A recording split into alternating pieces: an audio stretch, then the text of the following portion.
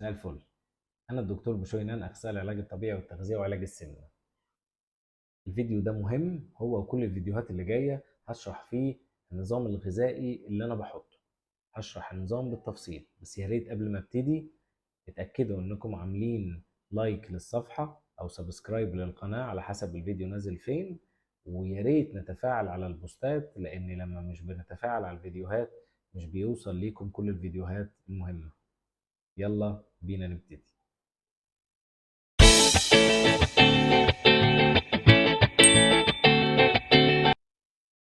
قبل ما ابدا هراجع معاكم القواعد الاساسيه اللي من غيرها النظام مش هيجيب نتيجه. كنت منزل فيديو قبل كده.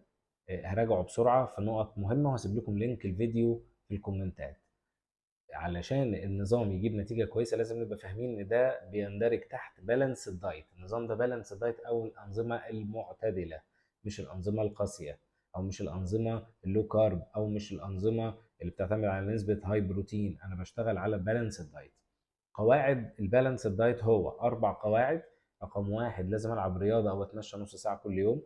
رقم 2، لازم أظبط مواعيد الأكل والنوم، يعني أنام بدري وأصحى بدري. لازم أظبط مواعيد الأكل على قد ما أقدر. أثبت الميعاد على حسب يومي. النظام ده أنا بعتمد فيه على 5 وجبات مش 3 وجبات. بنعمل عدد ساعات صيام 12 ساعة. القاعدة الثالثة، لازم اخد سعراتي بشكل كامل، يعني السعرات اللي انا هشرحها في كل فيديو دي السعرات اللي تناسب الوزن. لما باجي انا هسيب اللينك ده بتاع الويب سايت اللي انا لو دخلت البيانات بتاعتي هيطلع لي، او هيطلع لك النظام اللي يناسب وزنك، اللي لو مشيت عليه هتخس كويس. يفضل او على قد ما اقدر احاول التزم بالسعرات اللي هتظهر لي بشكل كامل، لان ده هيشتغل معايا على حرق الدهون مش حرق عضلات، او ان انا افقد عناصر مهمه. فمهم جدا اخد سعراتي، ودي القاعده الثالثه. رقم 4، لازم اشرب ميه بالقدر الكافي. احنا بنقول بالتقريب كوبايه ميه كل ساعه. طبعا القواعد دي هي القواعد المهمه اللي هتخلي النظام يجيب نتيجه كويسه. يلا تاني نبتدي في شرح النظام. النظام اللي أنا هشرحه دلوقتي ده لا يصلح لمرضى السكر. مريض السكر ليه تعديلات مهمة على النظام، دي بتبقى كل حالة بحالتها على حسب جرعاته. طب مين اللي هيمشي بالنظام؟ إنسان طبيعي مش بياخد أي علاج. لا يتعارض النظام ده مع مريض الغدة، لا يتعارض النظام ده مع مريض الضغط، بالعكس هيظبط له الضغط. النظام ده هيساعد كتير جدا في تظبيط مريض الدهون، اللي عنده دهون عالية، اللي عنده دهون حشوية، اللي عنده دهون على الكبد، لأن احنا بشتغل على معدل الدهون. النظام ده حلو جدا مع السيدات اللي عندها تكيسات على المبايض. التحفظ الوحيد اللي عندي على مريض السكر، لازم نخلي بالنا لأن ده في بعض الأحيان ممكن يسبب إن السكر ينزل أو يعلى على حسب هو الواحد بياكل إيه أو بيعمل إيه. فعشان كده مريض السكر لازم ليه تظبيط كل حالة بحالتها. لازم أبقى عارف إن الأنظمة دي أنظمة عامة، يعني أنا بحاول أظبط السعرات على قد ما أقدر عشان آخد فئة كبيرة، ولكن الأصح إن كل شخص وله نظام اللي يناسبه. لكن إحنا عايزين ندخل في التحدي أو في المبادرة اللي إحنا عملناها علشان نغطي أكبر قدر ممكن. فإحنا علشان كده بنحط حاجات عامة على قد ما نقدر هتكون تصلح لأغلب الناس. نبتدي نمشي بالقواعد ونسمع الشرح كويس. عايز الفيديو يتسمع لغاية الآخر لأن كل كلمة في الفيديو مهمة. ويلا بينا. شرح النظام الغذائي 1200 سعر. هقسم اليوم نصين، 12 ساعة أكل 12 ساعة صيام. ال 12 ساعة اللي أنا هاكل فيها هقسم فيها وجباتي أو سعراتي اللي ظاهرة قدام حضرتك في النظام على 5 وجبات، بين كل وجبة والتانية 3 ساعات.